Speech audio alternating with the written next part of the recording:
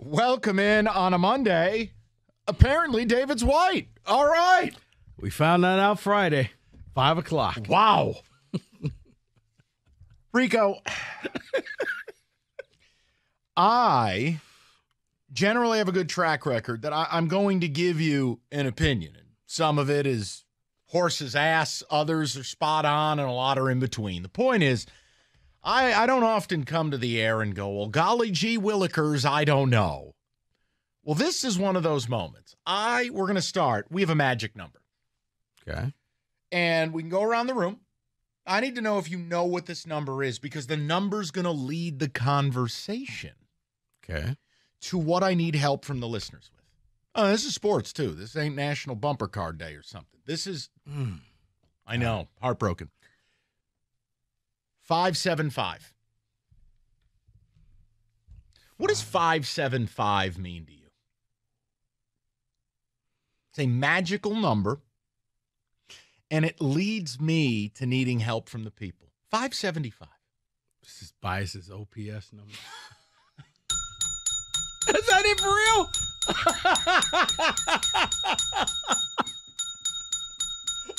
Rico wins. I'm sorry. Here. All right. So, somebody get this man to a roulette wheel. Javier Baez OPS is 575. There are 150 human beings who have had enough bats to qualify. Javier Baez is 149th. Not good. Here's where I'm at.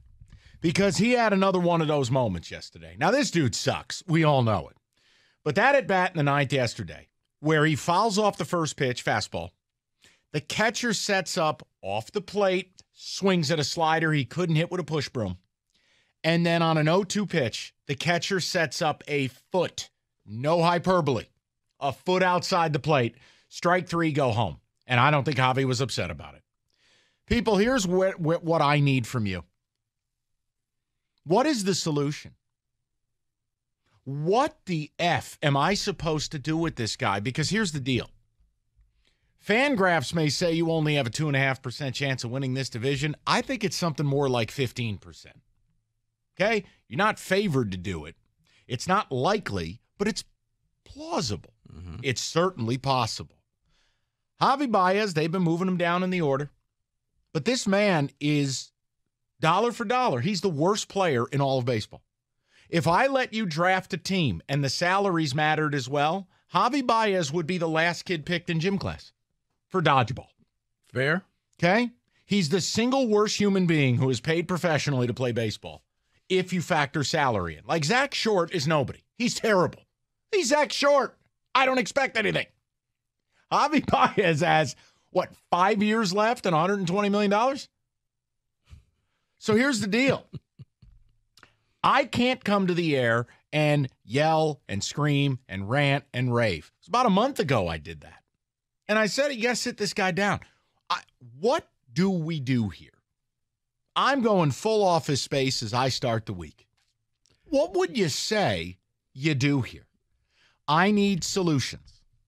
Because, Rico, they won 2 out of 3 in Seattle. And yesterday, it's another one of those dead body offensive games. Runners on all the time, never cash in. Mm-hmm. Javi with the DGAF at-bat of the week. Yep. And even though you won 2 of 3, you still dropped a game because, Minnesota didn't lose. Right. And it kills you. Now you got 4 against Kansas City. Worst team in the league. Need a sweep. Hope for 3 out of 4. A split's a failure. The point I'm making is, as we sit here now, 2 weeks from the trade deadline, what do you do with Javier Baez? Because the one thing I cannot accept is playing him every day unless he's hitting ninth. Well, I guess batting ninth will be Javier Baez because there's nothing else you can do. Now, there is something, and they did it the one time where they actually benched him. He made the mistake in the game. They benched him. He came back, and you thought maybe this was going to be that wake-up moment, that aha moment. But you're stuck with him. So if you're Scott Harris, and this probably goes all the way up to Chris Ilitch, you have to be willing to just say, we're going to Allen Iverson him. We're going to pay him. Get him a suite at MGM? But he's just not going to play anymore. We're gonna fulfill his contract. Oh. But we can't win with him. Now, that's one option, and it's going to be a difficult option. They're never doing it. The other, he plays every day, and they hope that he just comes out of this slump. The only time. Here's what I actually arrived at. This is sad. Let me throw the number out, 248-539-9797. You remember J.D. Martinez, right? Mm-hmm. He wasn't much with Houston. But he completely, basically turned to ashes and rebuilt his entire swing, rebuilt his entire approach. It's almost like a golfer. Mm-hmm. He rebuilt everything he knew about baseball when he became a Tiger. And he turned into a really good player. He did. Now, Javi Baez at age 31, the odds of rebuilding a swing, rebuilding an approach. See, Javi's approach, here's the problem. He's striking out less. He just sucks. I mean, when he does strike out, he does it with flair. Think about the game plan if you're Kansas City and you're terrible. Baez, don't throw him a strike. That's the game plan. You simply don't throw strikes to Javi Baez, and he will not function. Yeah. So I just tell me what we should do here. I will not start the week yelling. I just don't want to. I mean, do I hate Javi Baez? Yeah. That's why I didn't want him here. And he's done nothing in his 2 years for me to give him any respect. I mean, obviously, yes, hitting a baseball is the hardest thing to do in the league. You know what? Cutscene. He's paid $20 million to do it. It's not my problem. It's his. All right? Yeah, right now, the only thing you can do is just you keep batting him lower and lower in the lineup, but he's yours. No, I mean, it's like if Kenny hired a handyman to come to his house and paint the walls, and the guy did a crap job and didn't edge any of the paint. And well, Kenny doesn't know how to paint, so he can't criticize. No, ridiculous. The guy did a terrible job painting Kenny's room. No, but here's the thing. Let's say Kenny paid hypothetically, Kenny paid the guy everything up front. Money's gone. Right. Bad job. You see this in the middle of this. It comes to the point where you got to take the hit. You know what? We're just going to sacrifice this money rather than having to pay a bunch of money later. Let's go find somebody who could do this thing right. That's what I'm saying. Maybe the answer, we just set him down. We find somebody else. And here's what you could do. Here's what you could do. And I'm not saying do this. Let me make sure I say that so nobody parses my words. You could DFA him. He'll clear waivers. Ain't nobody going to touch him. And Javi will probably elect to be a free agent and sit home and collect his money versus show up to the ballpark. Right. Now, if you cost average this and you do this massive kind of your allocation of resources and you go, well, we got Scooble under team control for X. We got Alex Lang under team control for X. We got this guy heading to arbitration. We got Justin Henry Malloy, Colt Keith. We got Parker Meadows. We got all these team control dirt cheap players. Work with me on this. Is there a way you could cost average it that the sum of those several assets making nothing eat up the value of a $20 million void?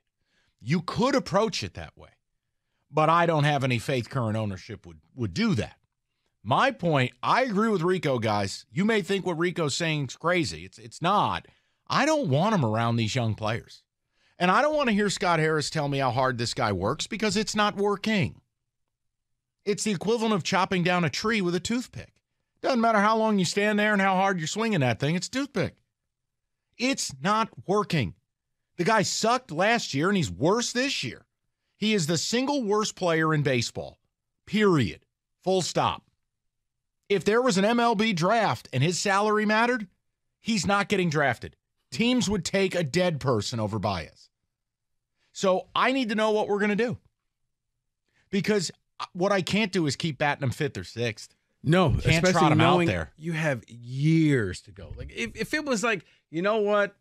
He was like Erod where he could opt out at the end of the year. Okay, we just deal with this for a few more months. I'll tell you where I'm at with it. He's going to be here for another, 4 years? And before you call in and go, well, attach a prospect to him and trade him, guys, it wouldn't matter what you put with him. No one is paying the contract, especially if you dealt him. And then he went to a place he hated. And I know what you're going to say. He wouldn't opt out of the money. Guys, the point I'm making is there's no scenario where you're going to – if Scott Harris were able to trade this guy, you could take down Gehringer's statue and put up one of Scott Harris. All right? Hell, you could put Scott Harris next to Ernie. You could build a new statue. They're riding a tandem bike together. There's no scenario. What do we do? Would I sit him this week in Kansas City? I would. He wouldn't play a single game. And I don't want to hear people go, well, Zach Short's worse. It's bigger than that. At least Zach Short looks like he's trying. Mm-hmm. So I would sit him this week. I would not have him play before the day game Thursday. He'd sit the first 3 nights. I just can't look at it. I can't do it. You want to try to trade him? You'd have to explain how that gets done. You want to DFA him? Well, ownership's not going to pay that money out. And once you go down that road, there's no coming back. No, there's not. I agree totally. So my question, David, Kenny, if you want to participate or if you're just as confused as I am, I don't know what to do anymore. Guy has a 575 OPS. I mean, it goes, and by the way, 730, 735 is league average. Guys, it goes way beyond not being playable. It's you could go to the minor leagues, pick anyone at random on a giant Price is Right wheel, and they wouldn't be this bad. Yeah, and I think the worst part about it is, outside of Miggy, he's one of your players that you are supposedly counting on. You're paying him more, and you're getting nothing. Like, if this was a team where, it was the Mets and you're paying a bunch of people, he would probably fall under the radar. Nobody pays any attention. But it's not. You're in Detroit. They're looking for a star. They're paying you to be that guy, and you're going out there giving subpar performances nightly. It's not subpar. It's unplayable. That's the only problem I have with anything you said. You laid it out perfect. To call it subpar is insulting to subpar. Rico, he is factually, by the data, the worst player in Major League Baseball. I mean, I'd sit him this week, and his new lot in life is hitting 9th. That's the best idea I can offer. Can the people help me? Can you help me? That may not be a bad idea. Make his life miserable, that he just says, you know what, DFA me, get me out of here. David, I appeal to you. I appeal to the master of the universe, Jesus. Can someone help me? Help me with what to do with Baez. Give me an idea that I don't possess. David and white Jesus. Help me. I wish I knew. The only thing that comes to my mind is you just have to eat more than half of his contract, and you got to just get rid of him. Offer him $55 million and say, you know what, walk away.